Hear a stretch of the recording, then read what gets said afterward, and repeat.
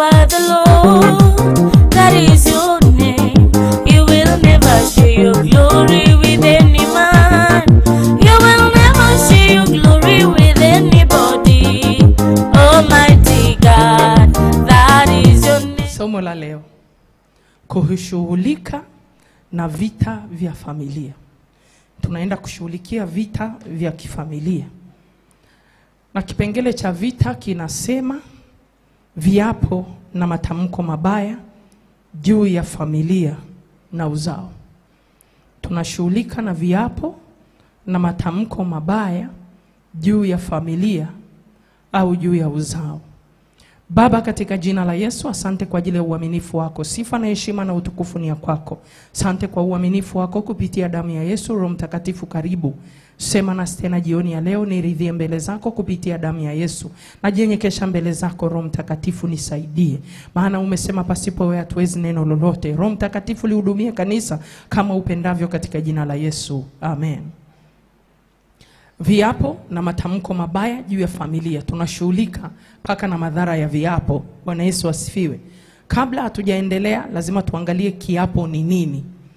Nimesema ni viapo vinavyoleta madhara juu ya ngazi ya familia. Bwana Yesu asifiwe sana. Kuna watu hatujui kama viapo vina madhara, lakini viapo vina madhara. Haleluya. Kiapo ni nini? Naanza definition ya kiapo. Definition ya kwanza. Kiapo ni njia ya mwisho kabisa kuliko yote juu ya mwanadamu ili kuondoa mabishano. Kiapo ni njia ya mwisho kabisa kuliko yote juu ya mwanadamu ili kuondoa mabishano. Bwana Yesu asifiwe sana. Nimekuambia ni tunashughulika na viapo na matamko mabaya juu ya familia zetu. Tunashughulika na viapo na matamko mabaya juu ya familia. Kiapo ni nini? Kiapo ni njia ya mwisho kabisa kuliko yote juu ya mwanadamu ili kuondoa mabishano. Tunaona mwanadamu akitaka kuaminiwa ili kuondoa mabishano, anaweza akasema neno ili aondoe usimbishie, atakuwa pia. Kwa hiyo nimekuonyesha definition ya kwanza ya kiapo. Ni njia ya juu kabisa mwanadamu anayoitumia ili kuondoa mabishano na ili kukufanya umwamini kile anachokisema. Bwana Yesu asifiwe. Kwa hiyo ni definition ya kwanza. Definition ya pili, kiapo ni ahadi nzito iliyotolewa mbele ya mamlaka au mamlaka iliyo juu zaidi. Narudia definition ya pili. Kiapo ni ahadi nzito iliyotolewa mbele ya mamlaka au mamlaka iliyo juu zaidi. Bwana Yesu asifiwe. Narudia tena definition hiyo ya pili. Kiapo ni ahadi nzito iliyotolewa mbele ya mamlaka au mamlaka iliyo juu zaidi. Tunaona watu wanavyokuwa wameshinda labda uchaguzi sehemu mbalimbali, lazima waapishwe. Na wakiapishwa, tunaona wanaapa juu ya mamlaka iliyo kubwa zaidi. Si ni sawa? Tunaonaga mfano mbunge akiapishwa anaapa mbele ya rais. Si ni sawa? Kwa hiyo anaweka ahadi juu ya mamlaka iliyo kubwa zaidi yake. Bwana Yesu asifiwe sana. Viongozi wanaweza wakaelewa, na wewe pia unayechagua viongozi wa nchi yako utaelewa. Kwa sababu hata kama hujawahi kuapa, tunawaona wakiapa. Bwana Yesu asifiwe sana. Kwa hiyo kiapo ni ahadi nzito iliyotolewa mbele ya mamlaka au mamlaka iliyo kubwa zaidi. Tunaona hata watu wakija kufunga ndoa kwenye madhabahu, lazima waape. Sijui umenielewa? Na wanaapa juu ya mamlaka iliyo kubwa zaidi ambao ni kanisa. Sijui umenielewa? Kwa hiyo kiapo, na kuonyesha tu definition ya kiapo. Alafu kiapo definition ya tatu ni tamko rasmi kwamba anayeapa atashikilia ahadi yake kwa uwezo wake wote. Kiapo ni tamko rasmi kwamba anayeapa atashikilia ahadi yake kwa uwezo wake wote. Bwana Yesu asifiwe. Tunavyokuja kuapa kwamba mimi fulani nakubali kuolewa na fulani, kwa ajili anaanza kutaja mpaka kifo kitakapotutenganisha. Pale anaapa atasimamia kiapo chake kwa nguvu zake zote. Kinachowafanya kwenye ndoa mnakosana, mnapishana, lakini bado mpo, hata mtu akose kosa kubwa kiasi gani, kwa wale watu waliopewa neema kusimamia viapo vyao, wanasameheana. Kitu gani kinawashikilia? Kiapo walichokiapa. Kwa nini? Waliapa watakisimamia kwa nguvu zao zote. Kwa hiyo kiapo, wakati mtu anaapa, haapi tu peke yake, anaapa mbele ya mamlaka, lakini pia mtu anaweza akaapa peke yake. Bwana Yesu asifiwe. Kuna tofauti ya kiapo na kuna tofauti ya agano. Hatuwezi kulinganisha kati ya kiapo, hatuwezi kulinganisha agano. Agano ni makubaliano kati ya pande mbili tofauti. Kwenye eneo la ndoa kuna wanaweka agano, lakini pia kuna na kiapo katikati yao. Bwana Yesu asifiwe. Agano lazima yawe makubaliano kati ya pande mbili tofauti. Kuna tofauti kubwa sana ya kiapo na agano.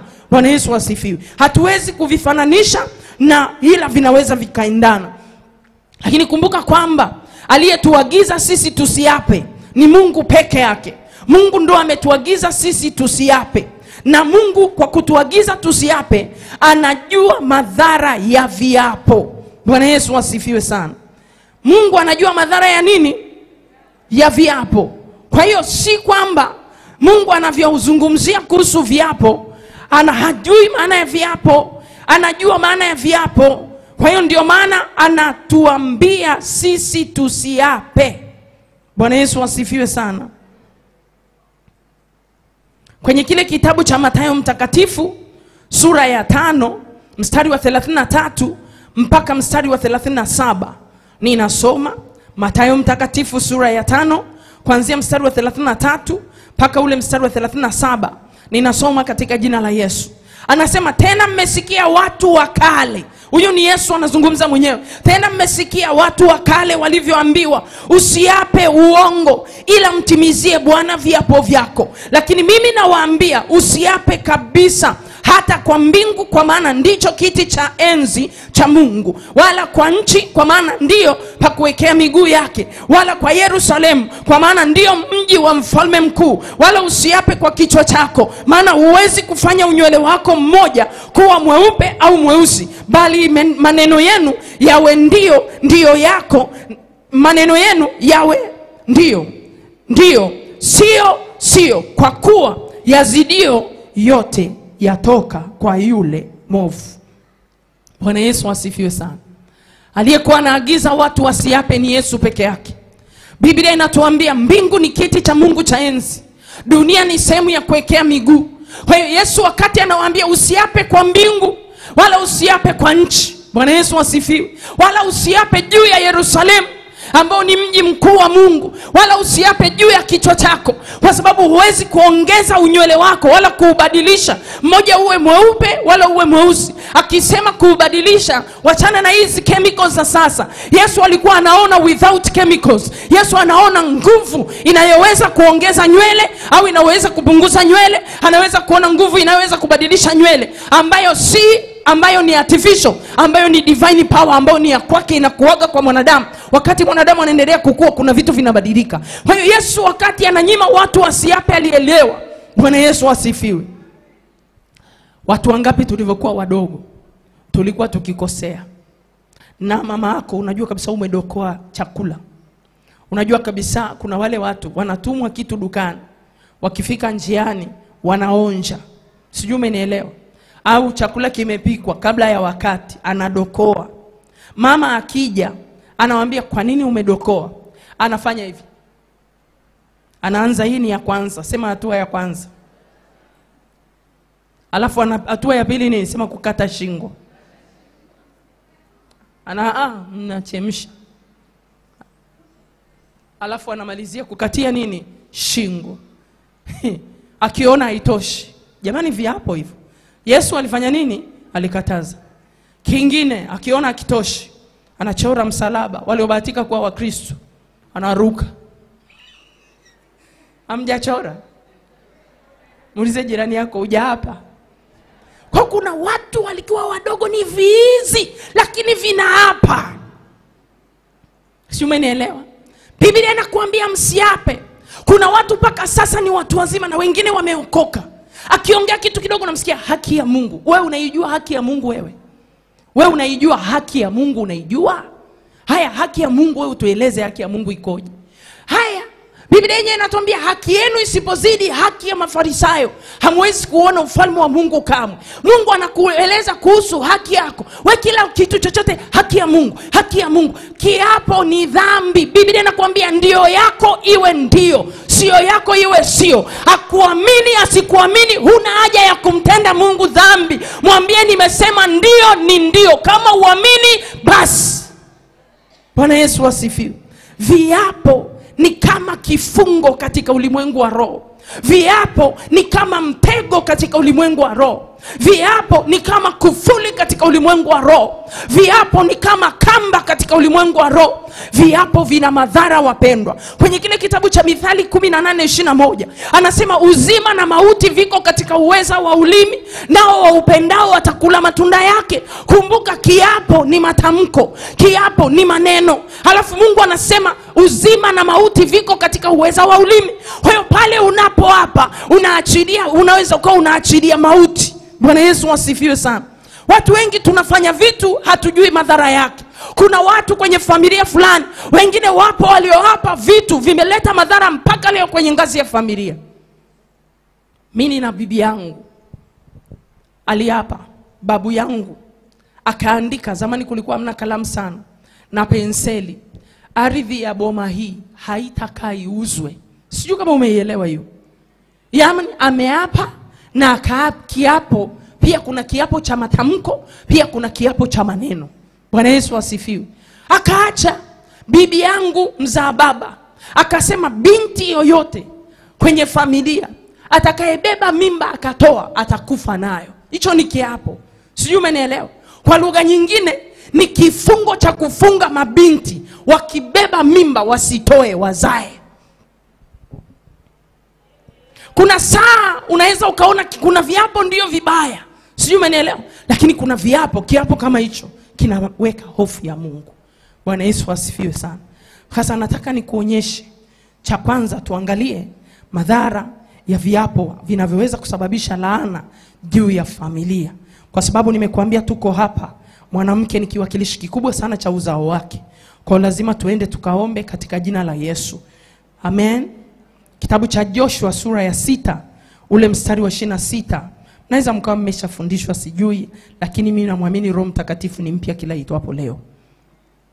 Anasema naye Joshua akawaapisha kiapo wakati ule, akasema na alaaniwe mbele za Bwana mtu yule atakayeinuka na kujenga tena mji huu wa Yeriko. Ataweka msingi wake kwa kufiliwa na mzaliwa wa kwanza wake, tena atakayesimamisha malango yake kwa kufiliwa na mtoto wake mwanamume aliye mdogo. Basi Bwana alikuwa pamoja na Joshua, sifa zake zikaenea katika nchi ile yote.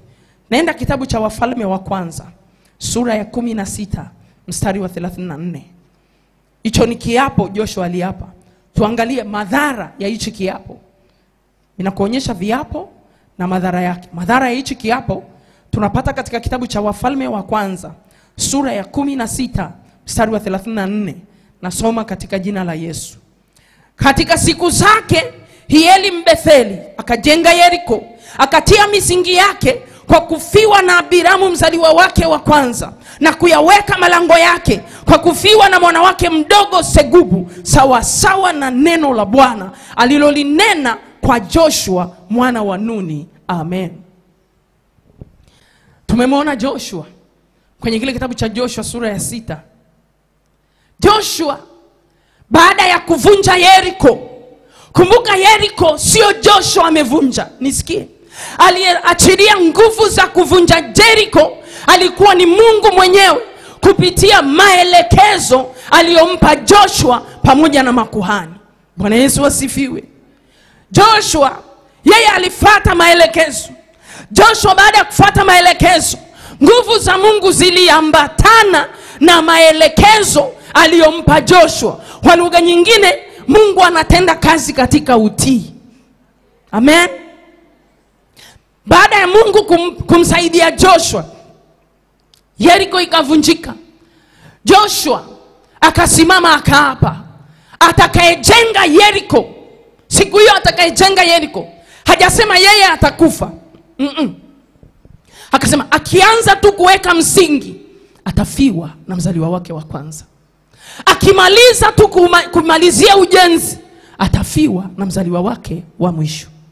Tamko hili mfalme aliyekuja, vimepita vizazi vingi, na ilikuwa labda ni amri na ni lazima ajenge. Kwa sababu ni amri na yeye ndiye aliyekuwa kichwa katika Israeli, akaamuru ujenzi. Alivyoamuru ujenzi, kiapo kiliapwa miaka mingi sana, kikaja kikamkuta mwanae. Wakati anajenga tu msingi, mtoto wa kwanza akafa. Sijui unanielewa? Wakati anamaliza tu, mtoto wa mwisho akafa. Sikiliza nikuonyeshe. Aliapa mwingine, kiapo kimeleta madhara kwa watoto. Kuna watu wanateseka. Shida haiko kwako. Kuna mtu aliapa mahali. Sijui kama unanielewa. Hujawahi kuona kwenye familia unakuta kuna mabinti wakiolewa. Wakati tu wanaolewa, unashangaa akiolewa anafiwa na mume. Anaolewa mwingine anafiwa na mume. Anaolewa mwingine anafiwa na mume. Kile kinawatafuna wa mabinti wote. Wanajikuta ni wazuri ndio, wamesoma ndio, wana pesa ndio, wana nafasi nzuri ndio, lakini wamefiwa na waume, ni wajane wakiwa wadogo. Vitu kama hivyo ni lazima kutafuta chanzo kinachoshughulika na vitu vya mfanano. Bwana Yesu asifiwe. Hamjawahi kuona mtu anajenga nyumba yake, anajenga nyumba, anamaliza, wakati anakaribia kumaliza aingie, anakufa. Na kisha kufa, yani kamati inakaa ya mazishi, wasema marehemu, kabla hatujaenda kumzika, kumlaza katika nyumba yake ya milele, tumweke kwanza katika nyumba aliyojenga kabla hajafa. Vitu vipo wapendwa. Na unaweza ukaona ni kawaida kabisa. Unasikia maskini ya Mungu kajitahidi, maskini ya Mungu alikuwa na juhudi, maskini ya Mungu baba wa watu, maskini ya Mungu dada wa watu. Kuna kitu kimemtafuna. Ayubu akasema utafika mpaka hapa lakini hutavuka. Kiapo ni kama kifungo katika ulimwengu wa roho. Kiapo ni kama kufuli katika ulimwengu wa roho. Kiapo ni kama ndoana katika ulimwengu wa roho. Bwana asifiwe. Haleluya. Kuna watu tu kwa ajili ya chuki kwenye vijiji vyao, mtu mmoja anainuka anasema hatakaa olewe, familia ile watakaa olewe, watoto wanakuwa hawajui labda ni watoto wa mke mwenzie. Chuki tu, mtu anaapa kwa viapo vyote na visadaka wanatoa, lakini anatamka tamko bovu litakalo wafunga watoto katika kile kiapo. Sikiliza, damu ya Yesu ikanene na kukufungua katika kiapo chochote. Akiwepo mtu ametamka kwa kujua au kutokujua, akiwepo mtu amefunga familia yako, akiwepo mtu amefunga watoto wako, leo damu ya Yesu iende. Haijalishi waliapa kwa wazi, haijalishi waliapa kwa siri, Mungu akahukumu hizo sauti za siri na damu ya Yesu ikafungue na kufuta hivyo viapo. Bwana Yesu asifiwe. Kuna watu tu wanateseka, sio kwamba wanapenda, wamefungwa kwenye viapo. Bwana Yesu asifiwe. Kuna vitu tunaweza tukaviona ni vya kawaida duniani. Wapendwa, ulimwengu wa roho una kazi.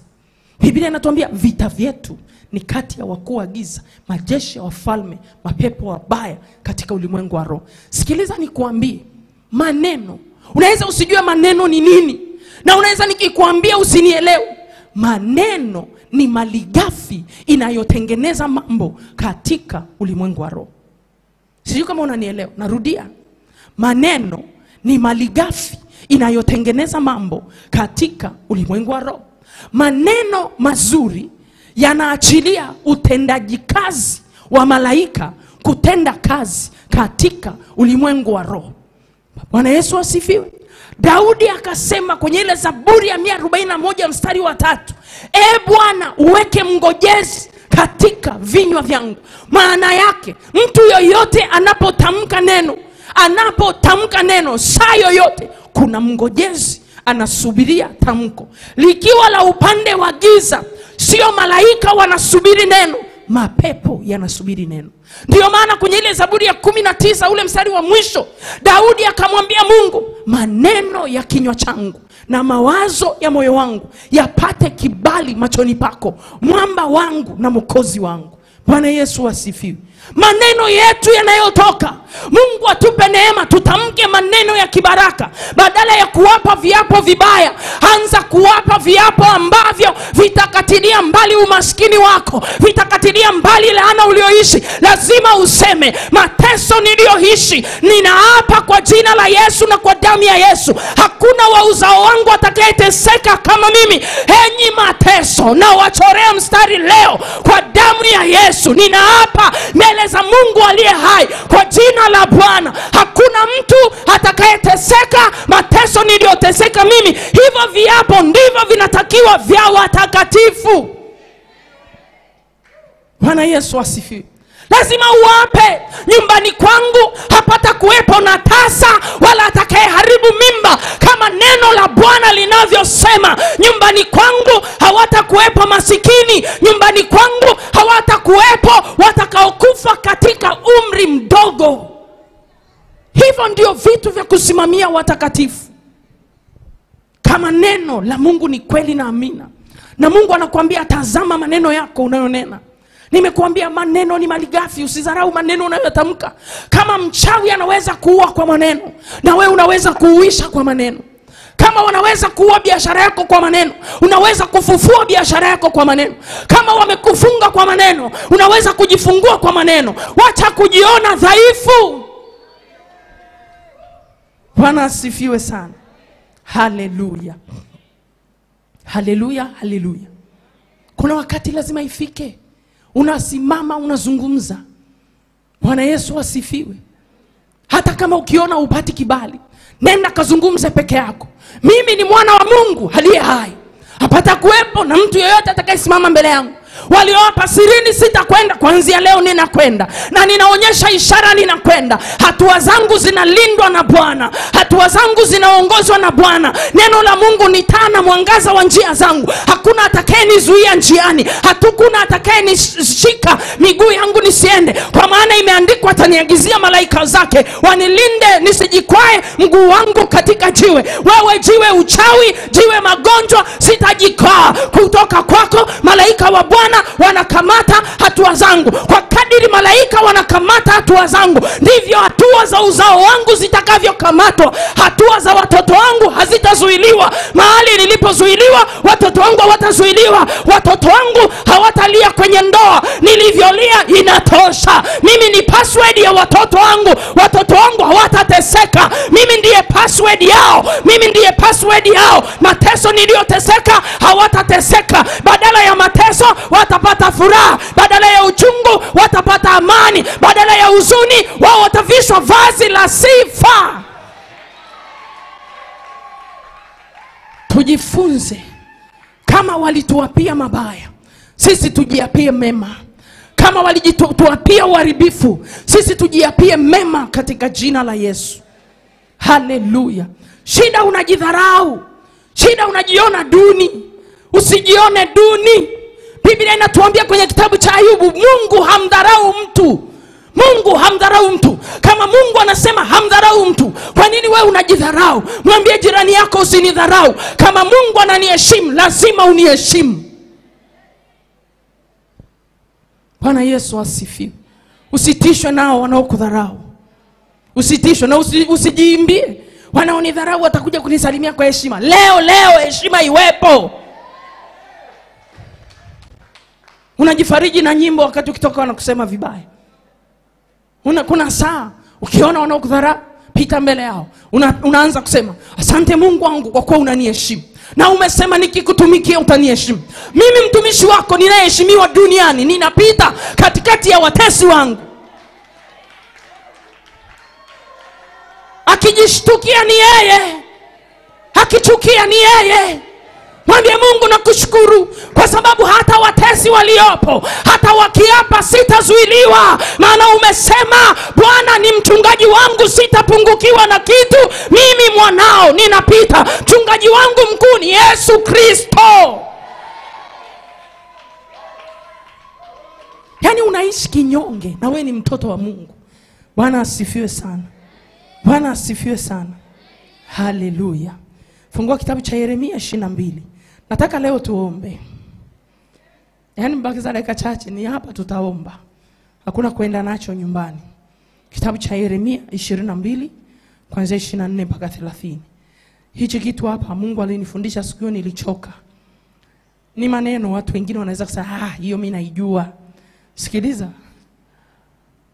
Neno ni ufunuo. Bwana Yesu asifiwe.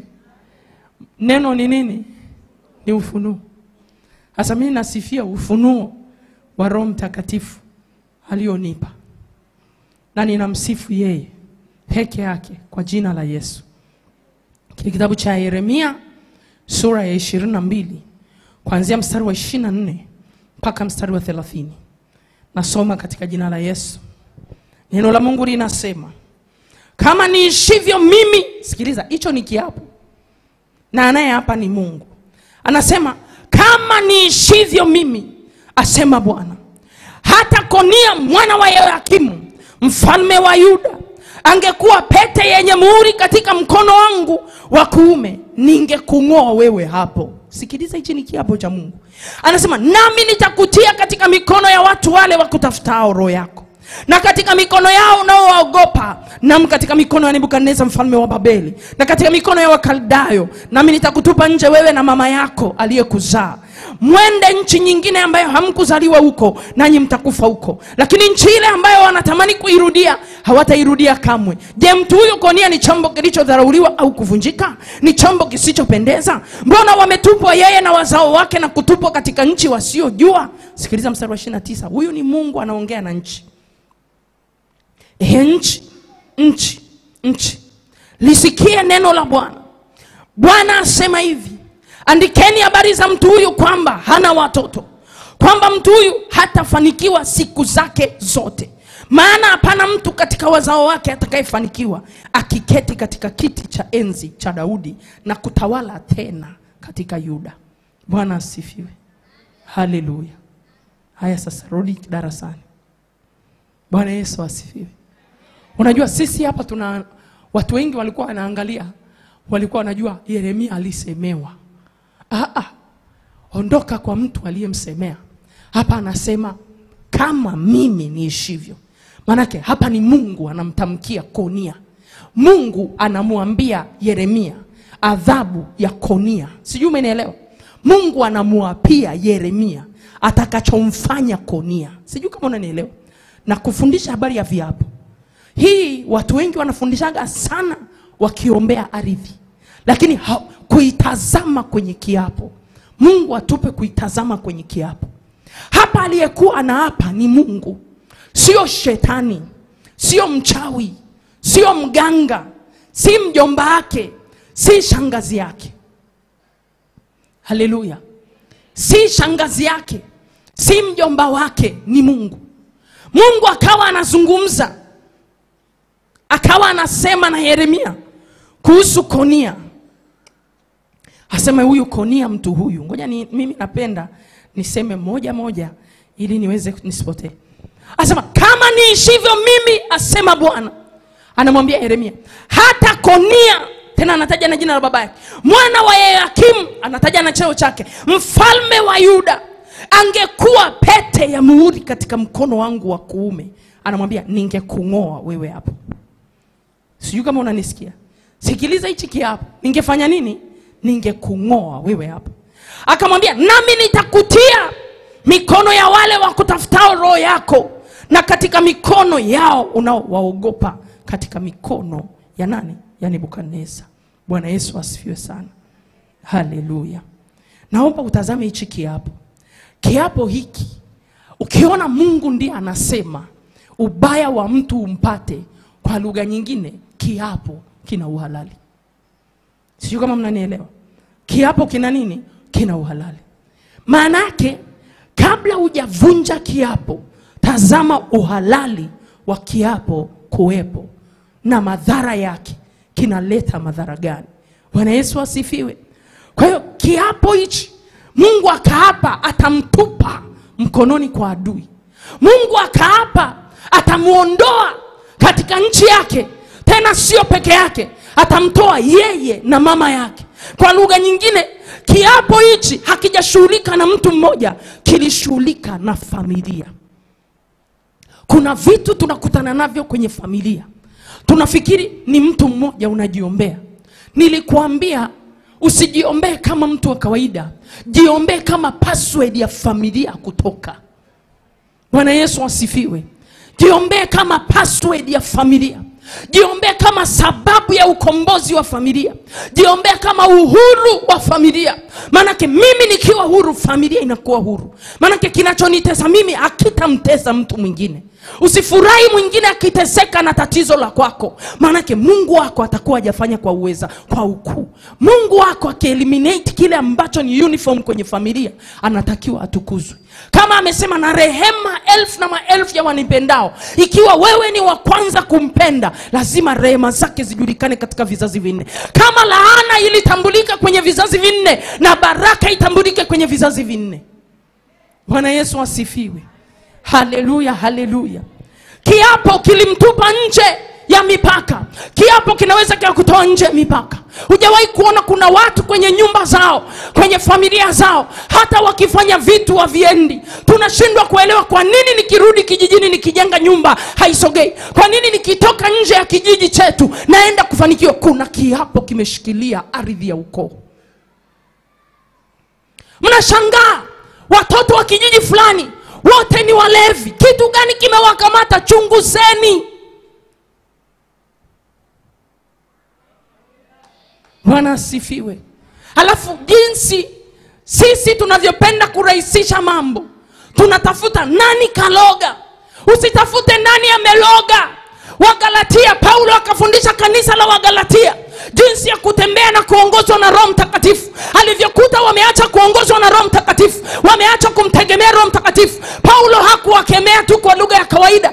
Aliwauliza, enyi Wagalatia, nani amewaloga? Ukimwona mlokole anatafuta sababu kwa mtu ya kuanguka kwake, amelogwa. Na aliyemloga kwa muacha Roho Mtakatifu, mchawi ni yeye. Walokole wengi wanatafuta sababu.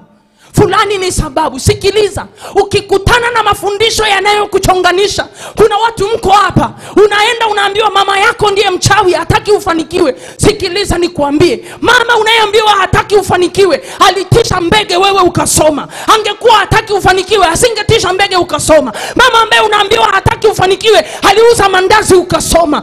Achaneni na mafundisho vipofu yatakayokutenga na mzazi wako. Mzazi wako unatakiwa umheshimu kama kituo cha baraka yako. Kuna baraka usipoipata kwa mzazi, huwezi kupata mahali pengine popote. Huwezi kupata kwa mchungaji, huwezi kupata kwa mtume, huwezi kupata kwa nabii, huwezi kupata kwa mwinjilisti, huwezi kupata kwa padri, huwezi kupata kwa mwalimu wa injili, huwezi kupata kwetu sisi. Baraka zako zingine zimefungwa kwa wazazi wako. Mzazi ni kitovu cha baraka zako. Anayekuambia mama yako amekuloga, sikiliza, Mungu anaweza kuondoa huo uchawi, akambadilisha mama yako bila kugombana na mama yako. Unapogombana na mama yako, una baba yako, unacheza na baraka zako. Karabayanda rabakora rapashanda rabasaya. Sikiliza niwaambie, amkeni. Biblia inasema macho ya mioyo yenu yatiwe nuru. Macho ya mioyo yenu yatiwe nuru. Wengine mnawaona baba zenu ni wabaya sahi. Kuna wababa wanafanya kazi za aibu. Akifika nyumbani ameoga, amependeza, hawezi kuambia watoto wake mimi na mimina zege. Hawezi kumwambia mtoto wake mimi ni mfagiaji katika ofisi. Lakini ile kazi ya kufagia imekufanya wewe kuwa daktari. Kazi ya kufagia imekufanya wewe kuwa engineer. Kazi ya kufagia imekufanya wewe kuwa nurse. Kazi ya kufagia imekupa degree, imekupa masters, imekupa PhD. Unapoinuka na kumdharau yule mfagiaji aliyekusaidia, hakika hutaona matokeo ya kile ulichokipata.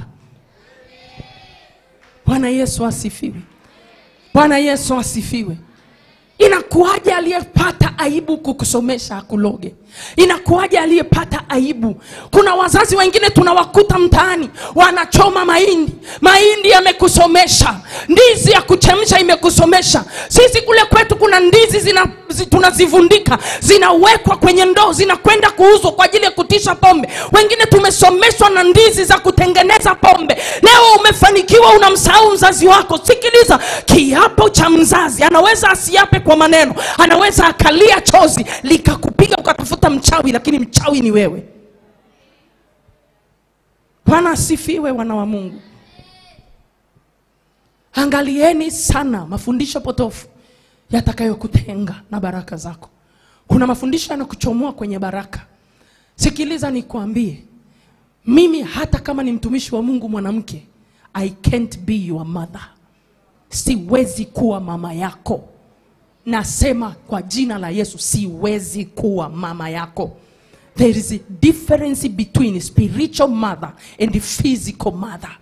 Physical mother amekubeba tumboni mwake, ametembea kwenye mateso na wewe, amekunyonyesha. Hapo ulipo una nyama za mama yako, una mifupa ya mama yako. Tumboni uliingia kama mbegu, ukatoka na nyama. Zimetoka wapi? Kwa mama yako. Nyama ulizo nazo, mifupa ulio nayo ni ya mama yako. Na kuna watu wengine, ninyi vijana nisikilize kwa jina la Yesu. Wewe kijana ukishaoa, unakutana na kabinti umeoa slay queen, halafu anafika kwenu, anakuambia mimi simpendi mama mkwe. Asipompenda mama mkwe unakuta ndiye kamsomesha kijana. Usingemjua kwenye hiyo engineering, kwenye masomo ya engineer, usingemjua kwenye sekta ya udaktari kama sio huyo mama aliyemsomesha. Halafu unakuja unatubania pua, mimi mpaka mama mkwe afe ndio niolewe. Kufa wewe kwa jina la Yesu, huyo mama ataishi.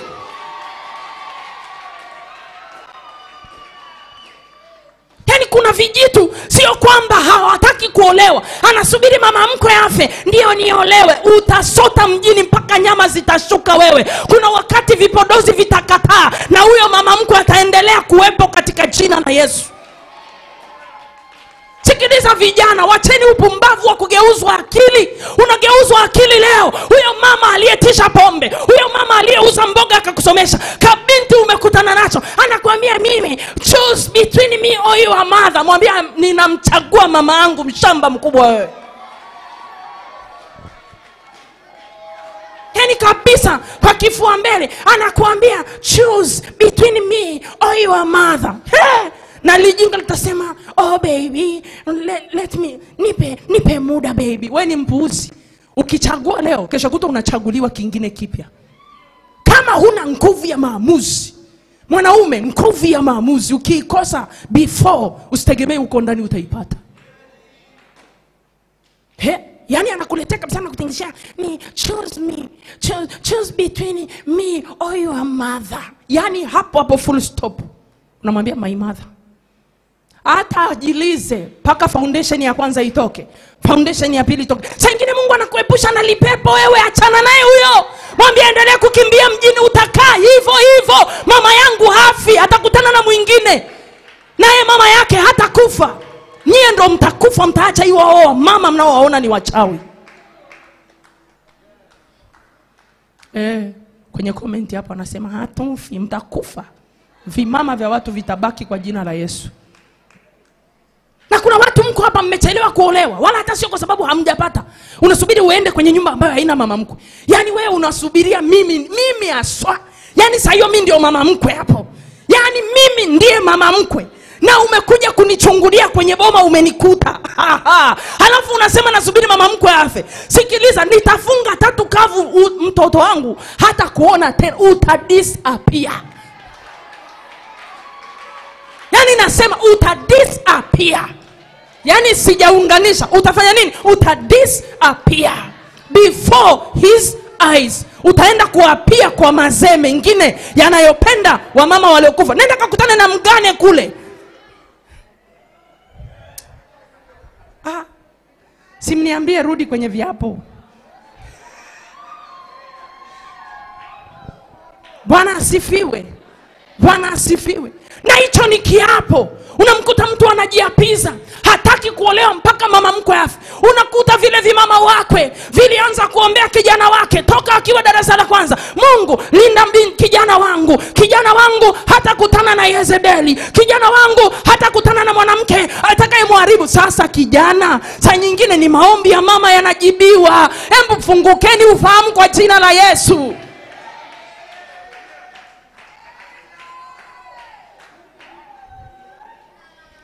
Ukiona binti anakuambia hivyo, anza kuimba Mungu unaishi, manake maombi ya mama.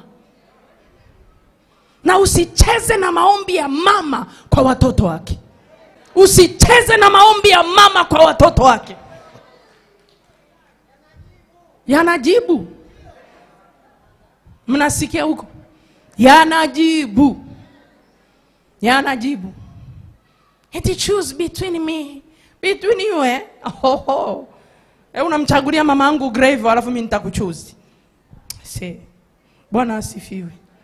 Kuna raha ya kuwa na mzazi anayekuambia haya, sina hata mzazi hata huyu. Nimekuwa kayatima toka niko kadogo, nilikuwa kacheki dada kamjini. Sijapata malezi hata moja. Bwana asifiwe. Alafu mtu aje aseme choose me. Mimi nitaenda kuwa mwana kamati wa mazishi yake.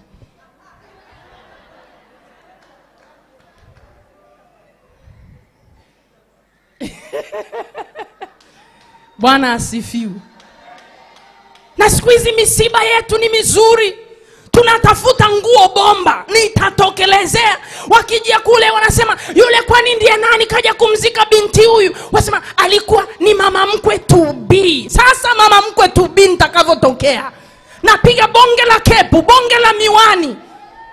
Sina haja ya mtandio, nitagongelezea bonge la nguo na kiatu kirefu msibani. Kwa nini? Mtesi wangu aliyekuwa anataka nife kafa.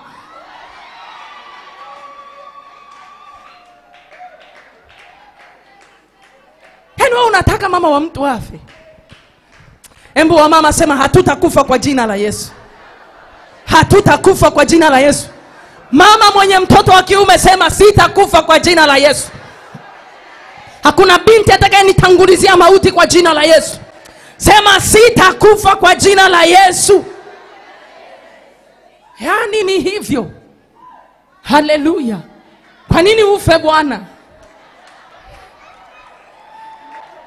Cheki. Sadaka za kushika uhai hizo.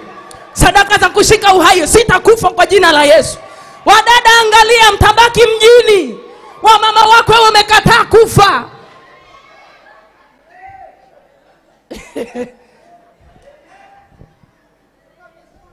Bwana asifiwe. Haleluya. Nguvu ya kiapo. Sema nguvu ya kiapo. Nguvu ya kiapo. Kiapo hichi kiliathiri uzao. Mungu akasema Konia atakuwa hana watoto. Si kweli kwamba Konia hakuwa na watoto. Anakuwa na watoto, lakini watoto wanakuwa useless. Si umenielewa? Useless kivipi? Watoto wanakuwa hawana faida kwa baba yao na kwa mama yao. Naomba niulize swali. Watu wangapi wamezaa watoto 8? Umenielewa? Unakuta baba amezaa watoto wangapi? 8. Alafu labda mama kafiwa na mume, au mume kafiwa na nani? Na mke. Unakuta watoto 8 wanashindwa kumtunza mzazi mmoja au wazazi wangapi? 2. Ukiona, naongea kwa jina la Yesu, najua natazama. Ukiona ninyi kwenye familia mko wengi, hamwezi kutunza mzazi mmoja, hamwezi kutunza wazazi 2, na waambia mna shida.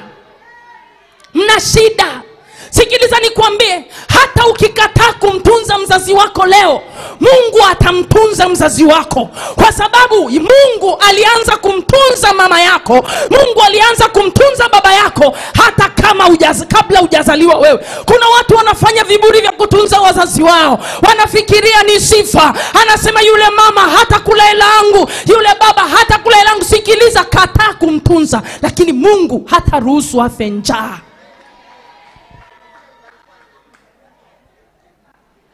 Bwana asifiwe. Bwana asifiwe.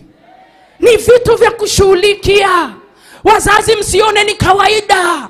Hata watoto wako nao wasomesha. Wenda ikawa kuna watu wanatazama unasomesha watoto wako. Anasema anajifanya anasomesha watoto wa bei ghali kwenye shule za bei ghali. Sisi tunasomesha watoto hizi senti kayumba. Sikiliza, wanaweza kutamka maneno. Watoto baadaye yale maneno yakawafuatilia watoto wao. Mungu akafungua watoto wako katika kila matamko waliotamkiwa. Tunakuja kushangaa tunazaa watoto wanashindwa kutuhudumia. Si mapenzi ya Mungu, mwana wa Mungu. Mtoto anaweza hudumia mwanamke wa nje. Mtoto anaweza hudumia hawara lakini akashindwa kuhudumia mama wake. Hiyo ni laana kwa jina la Yesu.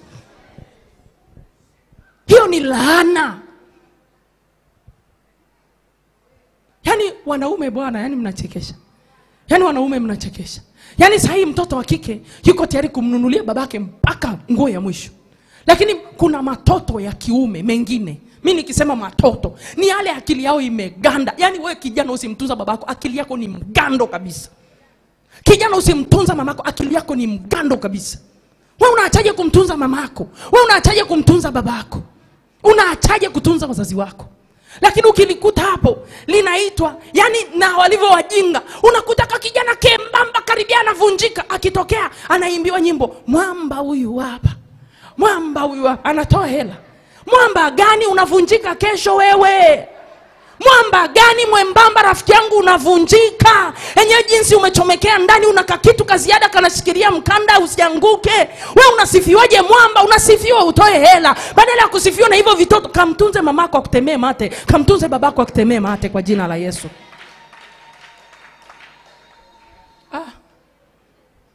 Nyie bwana, hem niacheni sasa. Bwana asifiwe. Haleluya. Wazazi tushughulikie watoto wetu. Viko viapo. Mungu kuna hichi kiapo kilibeba dharau. Asema Konia atakuwa mtu mwenye kudharauliwa. Unajua kuna watu wanadharauliwa tu. Sikiliza, shughulika na hivyo vitu vyanzo. Alafu vitu vyote wakati Mungu anasemesha, alisemesha Arisi. Asema enchi sikia neno la Bwana. Konia atakuwa hivi. Atatupwa katika nchi sio yake. Tena hatatupwa peke yake, atatupwa na mama yake. Atakuwa chombo chenye kudharauliwa. Huyu atakuwa kama hana watoto. Sijui kama umenielewa. Vimeelezewa wapi? Kwenye ardhi. Kuna watu mko mjini, kiapo kilichonenwa kijijini kinakufuatilia hapa. Sijui umenielewa. Ukienda huko kinakufuatilia. Haijalishi huko Dar es Salaam, haijalishi umezaliwa Mwanza, haijalishi umezaliwa Mbeya, haijalishi umezaliwa Moshi, haijalishi umezaliwa Arusha, haijalishi ni nchi gani, damu ya Yesu ina uwezo wa kusafiri na kwenda kufuta hivyo viapo kwenye hiyo ardhi katika jina la Yesu. Bwana asifiwe. Wacha leo tukaombe. Sitaki tuache hivi, tuondoke na hicho kitu. Mimi naomba nikwambie kwa jina la Yesu. Usiogope kuomba. Kuna viapo vina uhalali. Kuna viapo vina nini? Vina uhalali. Ngoja nikupe mfano mmoja ili tukaweze kuomba. Kuna mama kuna baba mmoja akiwa kijana. Huyo baba alivyokuwa kijana, unajua grupu ya ujana jamani. Grupu ya nini? Sema ya ujana. Sasa kuna mtu ambaye alikuwa na grupu yake ya ujana.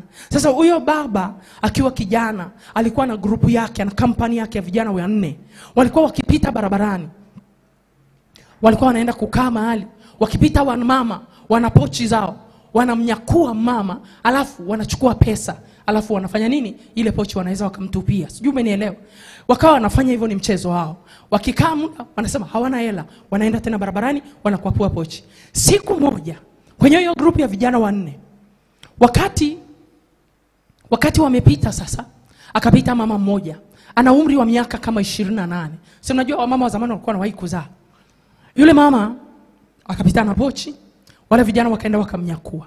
Bahati mbaya yule mama alimgundua kijana mmoja. Sijui unanielewa. Alimgundua nini? Kijana mmoja. Alipomgundua yule kijana mmoja, wale kijana mmoja akasema, "Huyu mama ananifahamu." Wasema kwa sababu anakufahamu, tummalizie. Sikiliza ile neno. Kwa sababu anafanya nini? Anakufahamu, tummalizie. Wakampiga yule mama. Lakini wakati anakufa, alimtamka yule kijana anayemfahamu. Akamwambia, "Fulani." Huyo mama alikuwa hana miaka 30. Akamwambia, "Uzao wako hautafika hapa." Yule kijana akaondoka, ujana ukaisha. So unajua kuna ule ujinga unaishaga wa ujana. Kijana akawa kijana vizuri, akaenda akaoa. Sema akaoa. Baada ya kuoa, Kijana yule amekuwa baba, akazaa watoto, mtoto wa kwanza, mtoto wa pili, mtoto wa tatu. Ilipofika mtoto wa kwanza na miaka 28, mtoto wa kwanza akafa. Na zamani kumbuka kulikuwa hakuna family planning. Wanazaa watoto wanafuatana. Mtoto wa pili ile anakaribia kufika miaka 28 naye akafa. Kabla haja kuingia 29 kuingia 30 akafa. Mtoto wa tatu akawa amebahatika neema kuingia kanisani. Alipoingia kanisani akakutana na maombi. Watu wanaomba. Watu wakiwa wanaomba na walikuwa wanashughulikia na vitu ambavyo vinaleta madhara kwenye familia. Wakasikia kuhusu maombi ya rehema. Akasema kwetu hivi vitu vipo. Kaka zangu ni kitu gani kimewaua? Kijana yule akarudi nyumbani. Bahati nzuri baba naye alikuwa na neema. Akakaa na baba. Akamwambia baba, nimefika mwaka wa 20 na ngapi? Wa 29 kama ndugu zangu 28 29 na ingia mwaka wa 30. Nimeona ndugu zangu wote wakifika hapa hawavuki wanakufa. Baba, kuna shida gani? Baba yake akamkalisha. Akamueleza historia hii. Kwamba alivyokuwa kijana alikosea, lakini kuna mtu alimlaani. Sijui umenielewa. Kijana yule akamwambia baba, hakuna shida. Tumetoka kwenye maombi, tumetoka kanisani kwetu kuna maombi. Alafu tuko tunazungumzia kuhusu toba na rehema. Rehema. Najua mnaombaga tu. Toba ni kuomba msamaha sababu ya nini? Makosa. Rehema ni kwa ajili ya kuondolewa adhabu ya kosa. Nimesema sijaje kuwafundisha somo la maombi. Sijaje kuwafundisha somo la maombi. Kwa unavyoomba toba, Mungu akusamehe makosa yako. Rehema maana yake unahitaji huruma ya Mungu juu ya adhabu ya kila kosa la kwako au la walio kutangulia. Kwa hiyo yule kijana akarudi kanisani. Yalikuwa ni maombi tu, akaamua kufunga, akaanza kuomba. Akaomba rehema, akaomba rehema, akaomba rehema. Akashangaa mwaka wa 29 rehema za Mungu. 30 kavuka rehema. 31, 32 yupo. Kitu gani kilimsaidia? Rehema za Mungu ni mpya kila itwapo leo. Haijalishi wameapa kwa miungu yao. Haijalishi wameapa kwa nini. Mungu aliye hai atakusaidia kwa ajili ya rehema zake. Simama na miguu yako. Weka kila kitu pembeni. Usiniambie nikuharakishe uondoke. Nataka nikuombee. Au nikupe hatua za jinsi ya kuomba, uandike utaenda kuomba nyumbani. Nataka niombe lakini itakusaidia mwenyewe. Mnakubali? Okay, hatua ya kwanza jinsi ya kutoka kwenye hivi viapo. Hatua ya kwanza ni toba na rehema. Hatua ya kwanza ni toba na rehema. Kitabu cha Waefeso sura ya kwanza mstari wa 7. Nitawapa niko na rekodi hapa audio. Toba na rehema, Waefeso sura ya kwanza mstari wa 7. Anasema katika yeye huyo kwa damu yake kuna msamaha wa dhambi na ukombozi wetu. Toba na rehema. Namba 2. Kuachilia damu ya Yesu kufuta maneno ya viapo. Kuachilia damu ya Yesu kufuta maneno ya viapo. Kwenye hiyo Efeso 1:7 unaweza ukaongezea mstari una mwingine unaitwa Mika 7:18 na 20. Mika 7:18 na 20 unaweza ukaongezea. Kwenye kuachilia damu ya Yesu kufuta maneno na viapo. Ebrania 9:22 pasipo kumwaga damu hakuna ondoleo. Alafu utafuta ukimaliza unamwaga damu ya Yesu. Namba 3.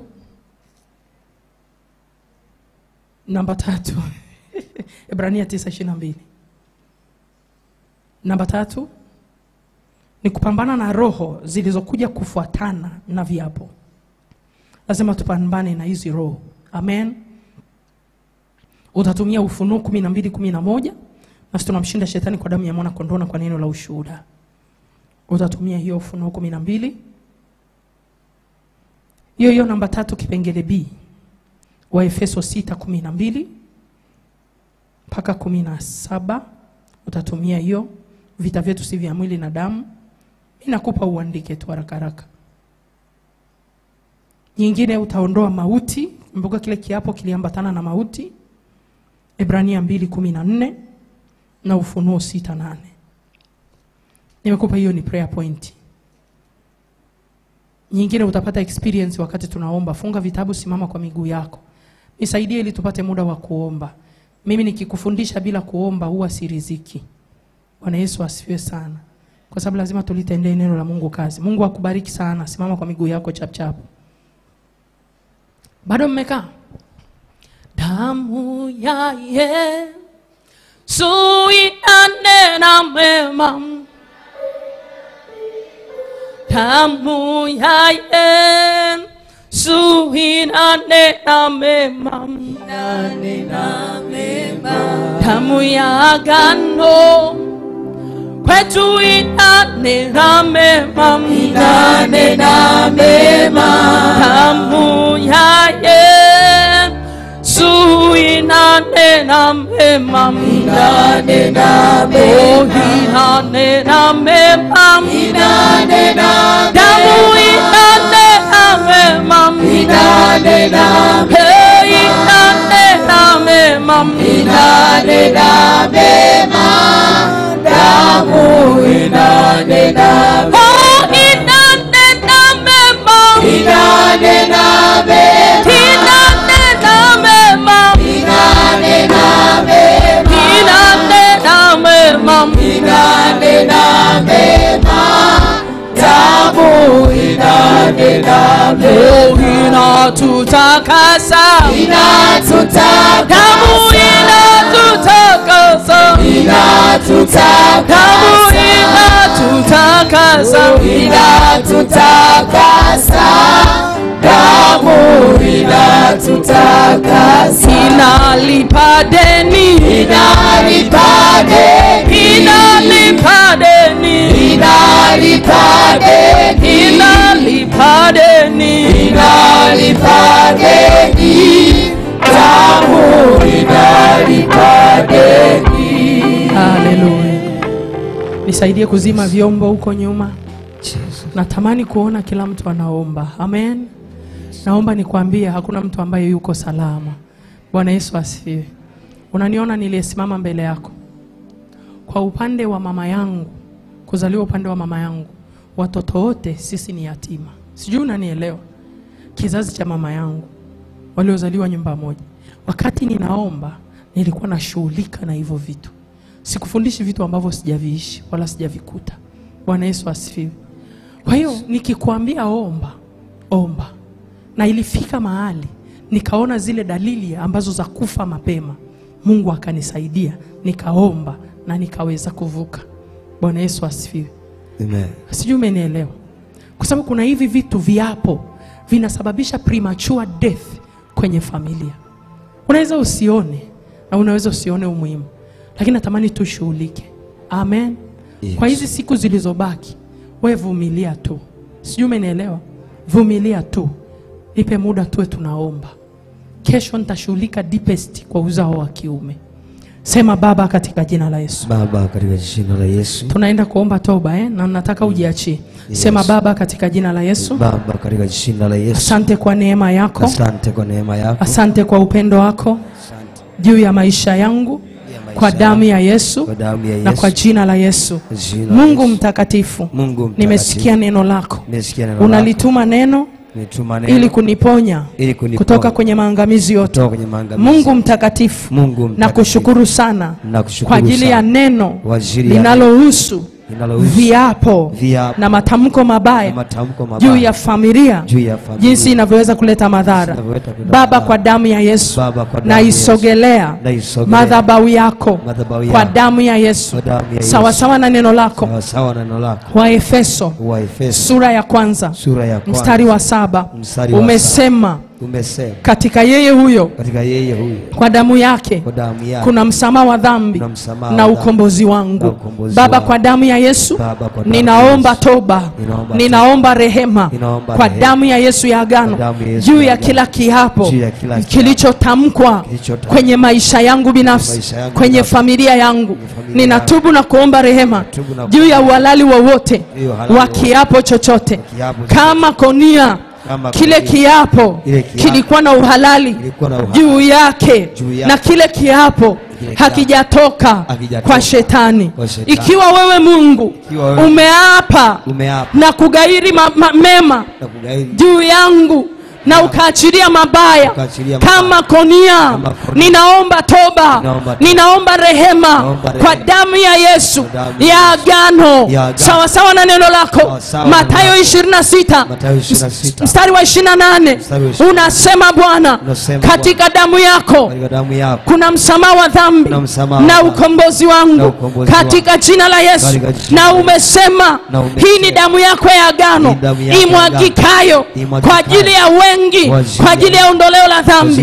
Baba, ninashuka jioni ya leo, ninanyenyekea, ninaomba toba, ninaomba rehema mbele ya madhabahu kwa damu ya Yesu. Ni rehemu mimi, nisamehe mimi. Ninaomba toba juu ya nyumba ya baba yangu, juu ya nyumba ya mama yangu.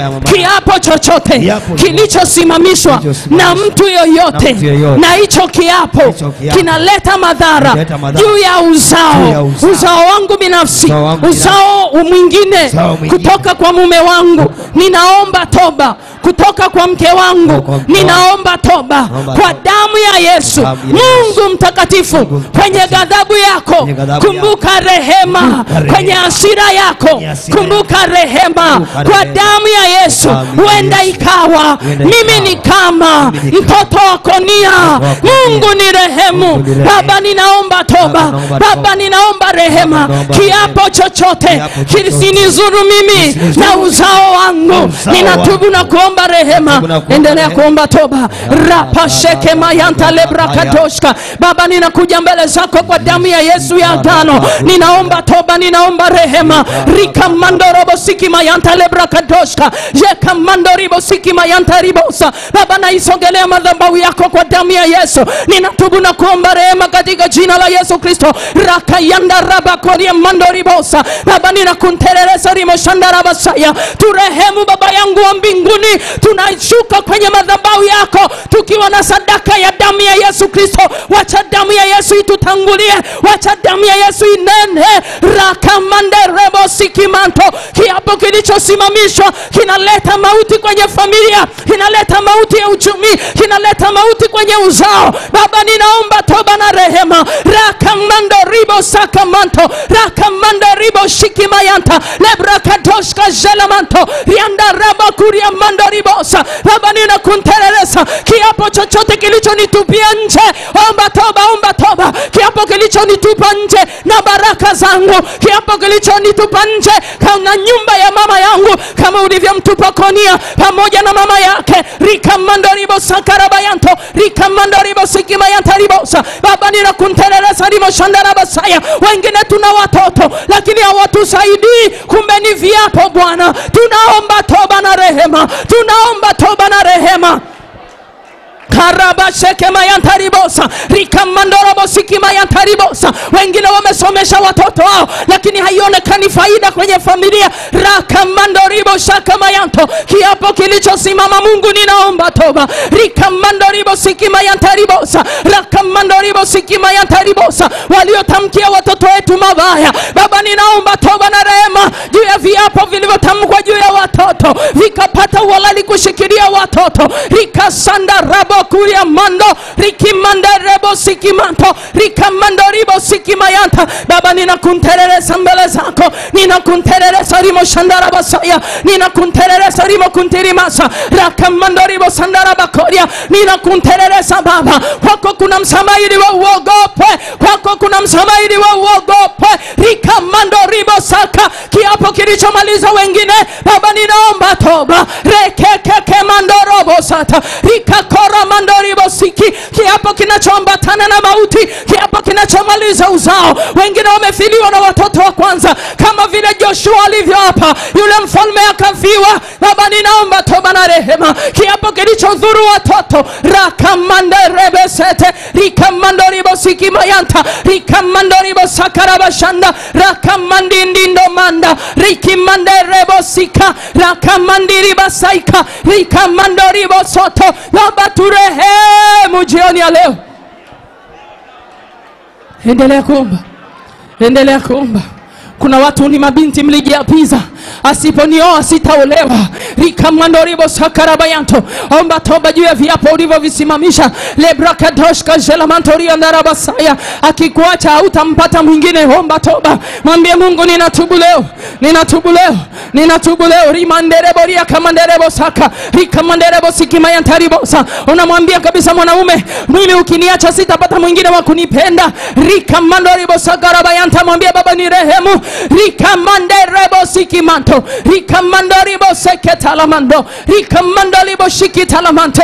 Lebrakadoshka jelamanto. Riandarabo sikimayantaribosa. Baba tunakunterereza. Tunaomba toba. Embu omba toba. Nisikilize toba hii. Nisikilize toba hii. Sema, kwa damu ya Yesu Baba, ninaomba toba juu ya maneno yaliyonenwa kwenye ardhi ya nyumba ya baba yangu na nyumba ya mama yangu. Maneno ya viapo na yananifuatilia mpaka hapa nilipo. Maneno mengine yameharibu ndugu zangu vijijini, nyumbani kwetu hapa endelei. Kumbe ni sababu ya viapo. Endelea kuomba toba. Endelea kuomba toba. Endelea kuomba toba. Endelea kuomba toba. Wengine wakienda kujenga vijijini wanakufa. Mwambie Baba, ninaomba toba na rehema. Rikamandarabo sikimayantaribosa. Wakienda kujenga vijijini nyumba haziishi. Rakasakarabakoria masikimayanta. Wengine umemjengea mama yako kwanza umemaliza ujenzi ukafilisika. Rikasakaraba yakatandaraba. Rakaseketalamandaraba sata. Rikamandaribo sakatalamando. Baba, ninakunterereza juu ya viapo vilivyosimamishwa katika ardhi ya nyumbani kwetu. Rikasandara bakoria masiki mayanta. Rikasandara basiki mayanta ribosa.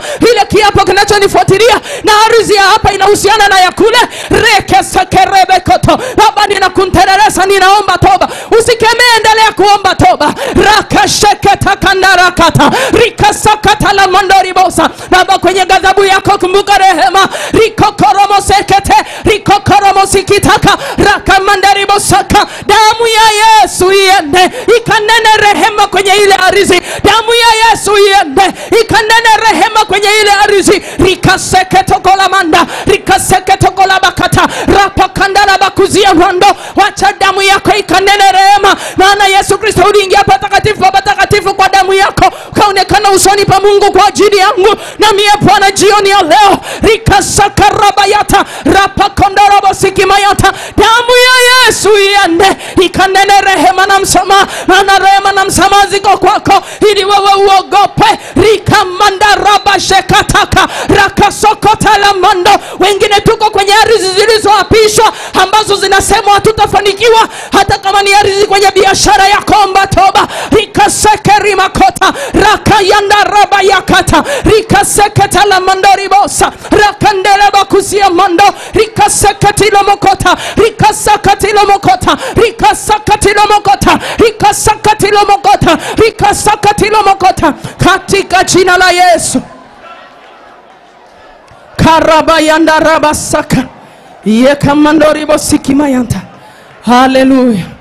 Simama kwa miguu yako, tuingie sehemu ya pili ya maombi. Kandaraba yakata labakata. Simama chap chap, tuingie sehemu ya pili ya maombi. Nisaidie kuwa mtii tu.